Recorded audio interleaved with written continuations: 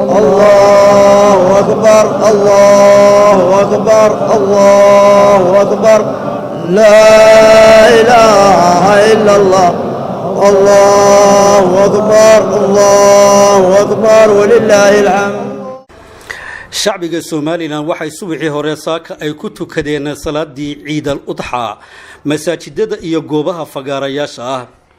madaxweyne ku-xigeenka Jamhuuriyadda Soomaaliland ahna kusimaha madaxweynaha mudane Cabdiraxmaan Cabdilaahi Ismaaciil Saylici ayaa shacbi tiro badan kula tukaday salaada Ciid Carafo masjid jaamaca weyn ee magaalada Hargeysa.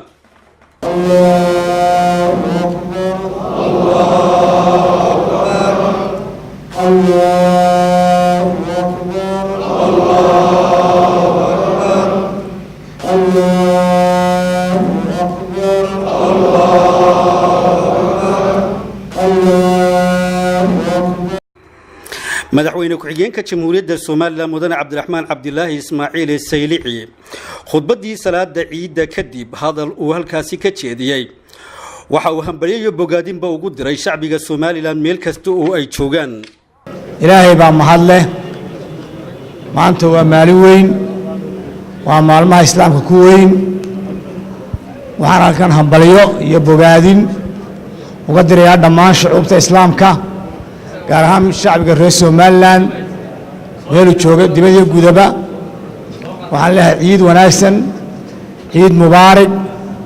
bashbash iyo barwaaqo ku ciida hambalyo mudane Cabdiraxmaan Cabdilaahi Ismaaciil Saylici madaxweyne ku-xigeenka Soomaaliland ahna kusimaha madaxweynuhu waxa uu ka hadlay nabadgelyada iyo muhiimadeeda iyo sida ay qof kastaba oo muwaadin ah waajibka ugu tahay ilaalinteedu.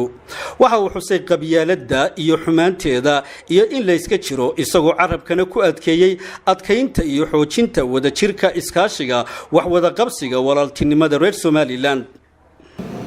waxaan nahay ummad islaama waxaan nahay dalka Soomaaliland ummad gacmahayga ku soo dhisatay nabadda ilaahay ugu mahadnaqayno aynu maanta ku noolahay ku naaloonayno in badan walaalihiin haynin waxaan maanta isu faraynaa inaynu nabaddaasi waxay ku jiraysaa is-ixtiraamka iyo is-xaqdhowrka iyo in laga fogaado waxyaabaha dhexdeena naca iyo xumaanta gelinaya muddadaynu soo marnay waxaanu soo marnay in doorashooyin qurux badan oo 5 doorasho inoo qabsoomeen maantana waxay nagu soo foolay doorashooyin waxaad moodaa laakiinse in sidii aynu tartami jirnay ee quruxda badnayd ee adduunyada aad inoogu majeeratay inaad sanadkan aad ka duwan tahay oo qabyaaladda iyo hadallada xunxun ee naca ah ee ummadda kala fogeynay nagu farabadan tahay waxaanu shacabkayga uga digaynaa ama aan ka waaninaynaa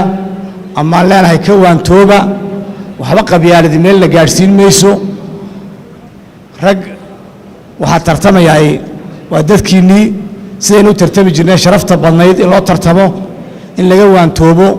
qabyaaladda aad mooddo inuu aad u tartay waxaa la yidhaha social media walaalayaal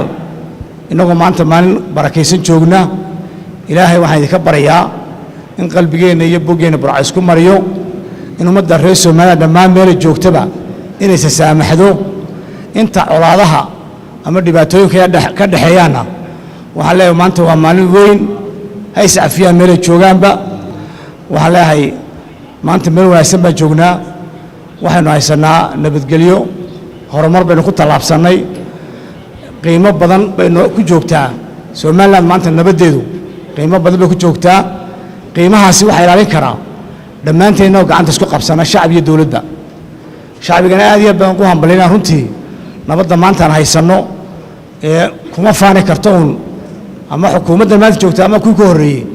waxa ka markhaatiya ama ka wada howlgala ama wada ilaaliya ummadda reer Soomaaliland ka magaalo jooga iyo ka miyi joogaaba wuxuu eegan u yahay inuu waxa le wixii qarannimada Soomaaliland waxyeeleynaya inuu ilaaliyo taana aad iyo baan ugu hambalyeynaya aan gaar ahaan u hambalyeynaya ciidamada ammaanka ciidanka qaranka ciidanka booliska dhammaan ciidamada kala duwan sida heeganka ugu yihiin nabadgelyada aad iyo baan ugu hambalyeynaya shacabkana saas leeg garab taagan yihiin ciidamadooda amniga ku garab taagan yihiin ayaa ku hambaleynayaa waxaan leeyahay ilaahay masiibooyinka jira ilaahay harraa inaga mariyo cirkana ilaahay madar khayr qabo oo caama oo dhammaan dalka gaana ilaahay ka barinay runtii waqti adag baa lagu jiraa dhul badan baa roobku aad ugu yaryahay ilaahay waxaan ka barinay roob caama oo dalka dhammaantii gaadha ilaahay cirkana madar khayr qaba inaga siiyo dhulkana khayraadkiisa allah inoo soo bixiyo salaada ciida carafo kadib waxaa madaxweyne ku-xigeenka jamhuuriyadda somalilan salaan sharaf farxadeed iyo bogaadinta ciidda ugu tagay xarunta madaxtooyada somalilan mas-uuliyiin kala duwan shacbi tiro badan oo isugu jiray waxgarad waayeel dhalinyaro iyo caruur iyadoo madaxweyne ku-xigeenkuna ku qaabilay soo dhoweyn diiran iyo gacanqaad farxadeed dhinaca kalena gudoomiyaha xisbiga talada haya ee kulmiye ahna musharaxa jagada madaxweynaha ee xisbigaasi mudane muuse biixi cabdi ayaa munaasabada ciidda awgeed hambalyeeyay ummadda somalilan ummadda islaamka oo dhan waa hambalyeynayna ciid al-adxada gaar ahaan somalilan ummaddeedana aad baan ugu soo hambalyeynayna ilaahay sanadkaas haynagu gaarsiiyey bashbashigan waaqiya nabad iyo horumar ilaahay dembigeenana ha dhaaf kuwa dhinta allah u naxariisto kuwa bukaa allah caafimaadiyo kuwa tawalada allah ka saara ilaahay waxaanu ka rajaynaynaa sanadkaa sanadkiisa innagoo intaa ka wanaagsan dhinac walba dhaqaale nabadgelyo iyo horumarba wasalaamu calaykum la taliyaha gaarka ah ee madaxweynaha cali maxamed waran cadde ayaa sidoo kale shacbiga bogaadiyey